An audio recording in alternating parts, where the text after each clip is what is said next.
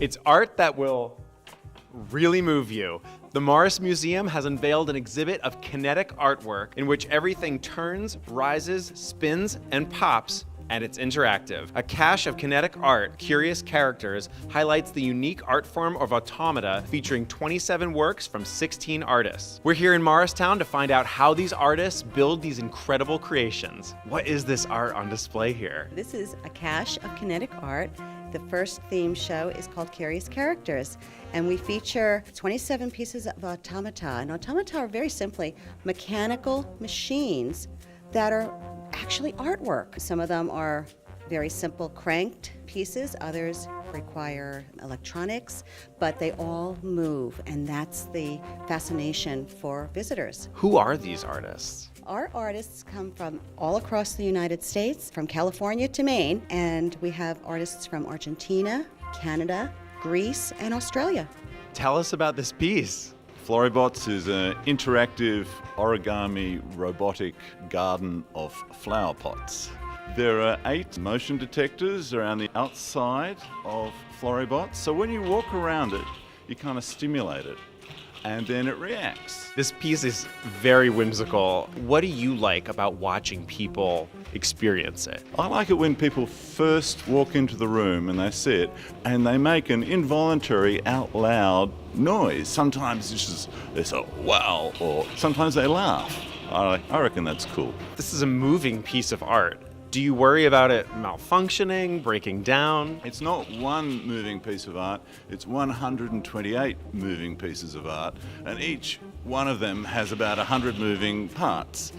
I come into the gallery every few days and I just sort of tweak the origami and make sure it's all folding properly. Yeah, so it does require a bit of gardening. Tell us about this piece. This work is called Kakula 1. She's an interactive, life-size dancing robot ballerina. What was the inspiration behind this? Kakula is the name of a famous ballet about a clockwork girl. And so it's kind of like an early treatment of the idea of a robot. That made it relevant to bring up to date this idea of this clockwork ballerina and make her out of some slightly more modern technology. This artwork's an augmented reality installation, and it shows what's intended to be a parallax-corrected view of a spinning ballerina. By parallax-corrected, I mean what you see is the right vision for your eyes in space. So even though the whole assembly of screens is constantly rotating, the cameras on top track where your face is located in real space and align the vision for you. Of course, it can only track one person at a time in the gallery, and it chooses a different person. So if you're not the person who's being tracked, you'll see a strangely distorted view like we get from time to time. Tell us about this piece. The Mesmerist is all about seeing something from the outside, and then it's not what you expect. You see a fortune teller, you see images of learning about your destiny and your future. When you actually deposit a coin, you see a lady just with a pendulum hypnotizing you.